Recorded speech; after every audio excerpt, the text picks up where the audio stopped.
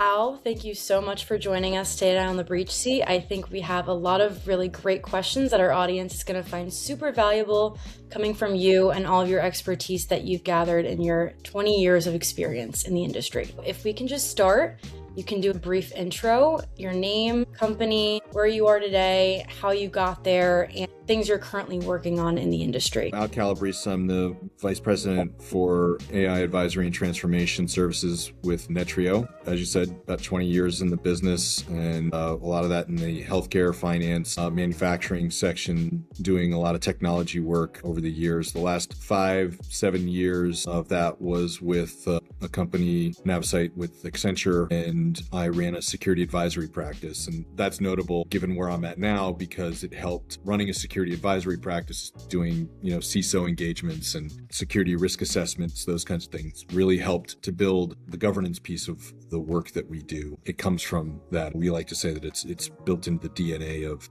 Netrio and what we're doing with our AI services. Great, love that. In your role, you obviously do many things. There's many moving parts, but mainly you help organizations move from AI experimentation to real life adoption. So in your experience and from what you've seen, conversations you've had, organizations and people you've worked with, what is the most common thing holding companies back from making that leap? It's a couple of things, really. Fear of the unknown, and then exactly what the applications are. And you can overcome those things by having a plan and making sure that, governance is part of that discussion. Any CIO, any CTO will have a software portfolio, an application portfolio, right? Their stack, as it were. And applying the same approach for those other tools to this really isn't very different. Obviously, the technology is very different. What it can do is very different. But at the end of the day, having a solid approach, a methodology to using those tools, deploying them effectively is a great start, right? To have that in mind when you're looking at these different tools. You mentioned the governance piece there, and in conversations that I have, this is also something that people really can't wrangle in, this piece of, how do we govern these apps, these tools, these processes, these systems. So, on that note, a lot of organizations are struggling to govern this AI, which is something that does hold them back mentally when thinking about adoption. And it's still very much an unknown to the security world. And what we're wondering is, what are 3 specific things an enterprise can do right now to start governing AI responsibly, in your opinion? It's actually easier than you would think. Those 3 things are to have a good readiness assessment. Are we ready to, just like any other application or tool that you may want to use at your disposal, you want to, do a readiness assessment up on the front to make sure that you have all the pieces that you need. And in these particular tools, what's commercially available, that's a pretty low bar to entry, right? Spinning up an account, activating a subscription, determining how you're going to deploy it. We've seen the industry, rush to meet what would be considered the standard entry point for using those tools like SSO, that kind of stuff, and then administrative capabilities. The second thing would be to do a shadow AI discovery and make sure that you're getting your hands around what AI use is happening in the organization today. We have a few different tools at our disposal to be able to understand what that is. And we work with customers to determine where we're going to get that information and then how we synthesize that information into a good shadow AI report and then a risk register around the outcomes, the data set that we get together from that reporting. And then finally, it's to do a policy review. Most acceptable use policies don't have an AI clause in it, or they haven't spun up a separate and distinct AI policy. And those things are important because it helps give the typical user at least some understanding of the guardrails that you're trying to put in place. That's what a policy is for, right? It tells you, use this, don't use that, do this with that, don't do that. So that's interesting, the last part that you mentioned on the user side of it, because a lot of what we see as well is employees and users are already adopting these AI tools, whether it be shadow AI tools or applications or whatever the case may be. And whether there's no policy in place at all, they're using them, or even if there are policies in place, they're still finding ways to use them. So AI is already embedded in the teams and the work they're doing, whether it's Claude, Cowork, Gemini, Google Workspace, whatever it is they're using. What would you say are the real security implications that security leaders need to be aware of? And how can you aim to protect that sensitive data living within those applications without sacrificing the adoption and the productivity gains for employees? We hear this a lot from customers and from people that reach out to us on this topic, right?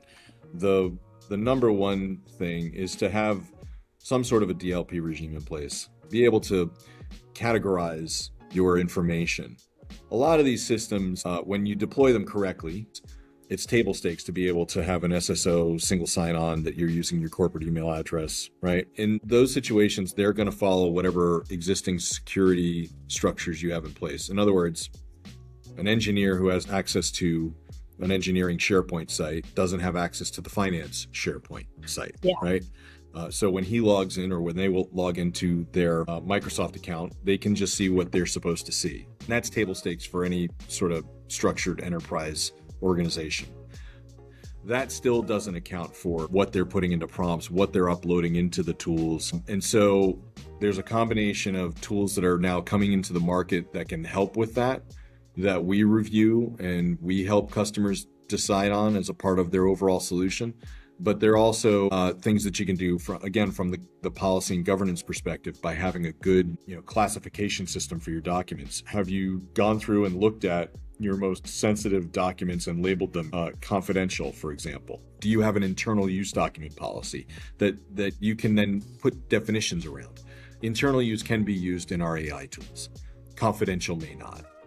Just putting that into the policy really helps to shape their understanding. Employees want to play by the rules for the most part, right? And if it's known to them that they shouldn't put confidential documents into an AI tool, then they're not going to, by and large, right? The policy helps to shape the behavior. I think a lot of what people in the beginning, and by beginning, I mean a year ago, 2 years ago, were so concerned with regarding AI was these LLMs and putting the data into these LLMs, where now it's kind of shifting towards people are using more agentic AI. They're still using the LLMs, but people, like you said, employees for the most part, if it's written in a policy, don't put our entire customer database or our financial documents into ChatGPT. They're not going to do it. It's more so of these risky AI tools or these shadow AI tools that will book things on their calendar, and then they're taking write access into Gmail, all those things. There's so many different facets of what people are afraid of.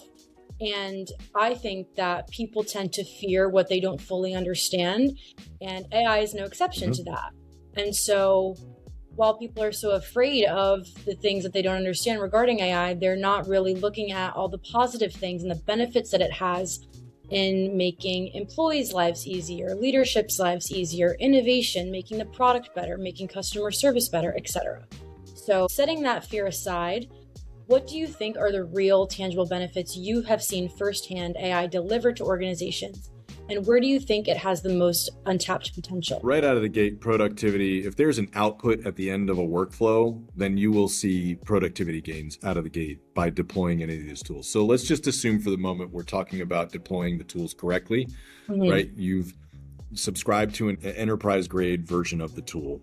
And you have a good handle on the users that are accessing it, and the company has gotten the message out to only use the approved tools from the approved tool list, whatever they may be. And there's typically not just one, right? So with all those things in place, the productivity that you see or the gains that you see from these tools is evident whenever there's an output at the end of it. So when you give someone access to a Claude Cowork product, for example, or a ChatGPT, immediately you will see that it's like putting a turbocharger on the engine of the organization. It provides more energy and more productivity, more output to the organization, right? So if that's the turbocharger, Then once you start to see those gains and you start to see productivity on the rise or better work outputs faster, those are the types of immediate effects that you will see.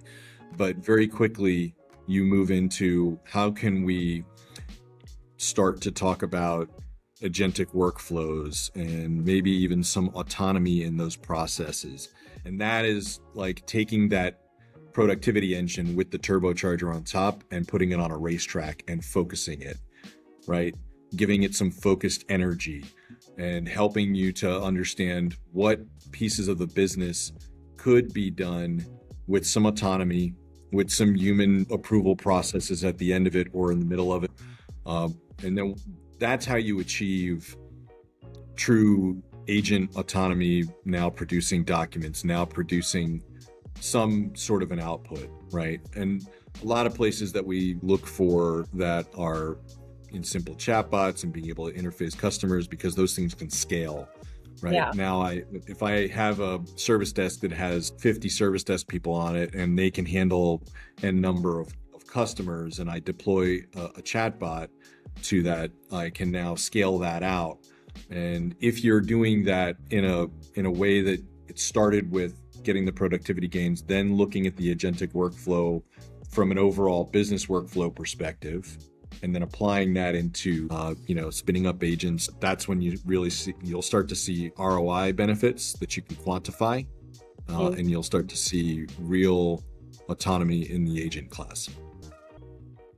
I love that answer. I think with anything and any new innovation too, there are always going to be new things that come into the industry, and it's not all bad.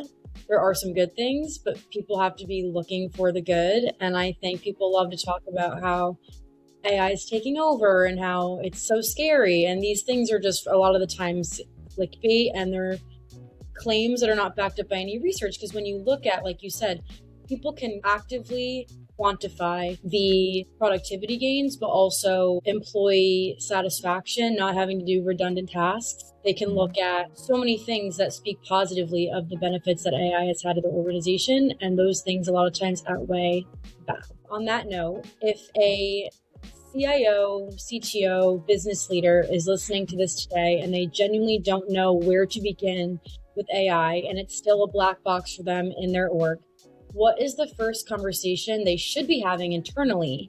And what's the first mistake you would tell them to avoid? I think the first mistake to avoid would be to not have a policy or at least a defined toolkit, right? Mm-hmm. So again, any CIO, any CTO, anyone in technology has an application portfolio that they rely on every single day as a part of their business, right? It's now embedded. And so how did those applications get into that stack? Somebody came to them and made a compelling argument for, let's use this SaaS tool, let's use this software, let's use whatever it is. And so the same applies here. The mistake to make is to just say, go ahead and use AI and then let the chips fall where they may, right? Netrio commissioned a survey just recently. And two compelling things about this survey that I found was the ROI or table stakes for CIOs, right? And then the second thing is that a large number of respondents admitted to having an incident or a near miss. And that's directly as a result of not having that tool discussion internally to say, look, Copilot's embedded in every app that we have in our Microsoft account. We can't avoid it. We need to quickly ramp up on what the administrative capabilities of that are so that we can put some guardrails around it. Someone comes to me from the team and says, we really should be using Claude. Like, this thing is amazing. What does that mean? Why is it amazing? And let's put that together in all hands type message that says, we are reviewing these tools. We want you to be able to use them. We are developing the practice around using them. And so for the time being, only use this or only use that. And then from there, it's what do we have for use cases? Most of the discussions that I have today are around what do we use it for? That's going to change depending on the business. Our finance customers want to use this thing to automate outputs, decks, memos, research, models, right? All those things. Healthcare, they're looking for ways to smooth out workflows and make sure that everything is being documented so that it stays within compliance. Both of those industries have strict compliance regimes around them that they have to adhere to. Yeah. I think for a CIO who's looking to deploy these tools, be aware you're already using them, whether you realize it or not. And the best thing you can do for your organization is to get your hands around that, get some messaging around it, figure out what the first version of those tools are, and then iterate from there. I do have one follow-up question to that one, because I think it's interesting how you said, Sure. If CIOs are trying to get a handle on it, it's already existing. Put that in the shoes of a CISO who is talking about, should we block these tools? Should we allow these tools? Should we have nuanced adoption of these tools? But like you said, it's already happening. So what would you give a piece of advice for a CISO now that's trying to adopt with these tools? Is it the same approach as a CIO, or is it a little bit different depending on their responsibilities? It's very different. So I work very closely with the CISO for Netrio because of my security background. When we began the advisory and transformation service, we came from a place of, if I were doing a security risk assessment and I were going to zero in on AI products and commercial uses, how would I put together that security risk assessment? That came about organically from our customers coming to us and constantly asking us, what should they do about AI use in the organization, right? Yeah. So that all said, from a CISO perspective, it's a very different discussion. A CIO and a CTO are looking to make technology available. A CISO is looking to identify, categorize, rank the risks associated with those technologies. CISOs aren't in the business of saying no, they're in the business of saying, that product carries this risk. Yeah. How do we mitigate it?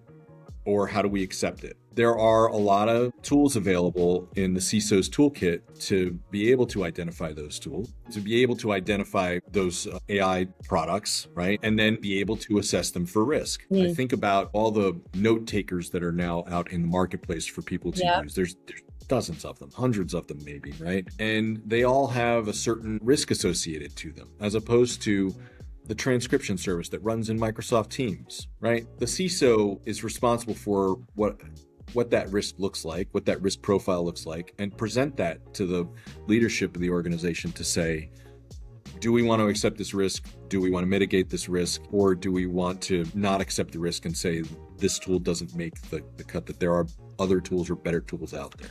You had a really good perspective with your security background, that you were able to speak to different parts of what people are thinking about when adopting AI. So Thank you so much, Al. It was a great conversation, and I'm excited for our audience to see it. Excellent.